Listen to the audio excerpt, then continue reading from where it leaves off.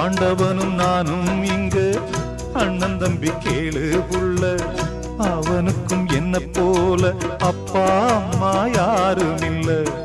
ஆண்டவனும் நானும் இங்கு அண்ணன் தம்பி கேளு புள்ள, அவனுக்கும் என்ன போல அப்பா அம்மா யாரும் இல்ல.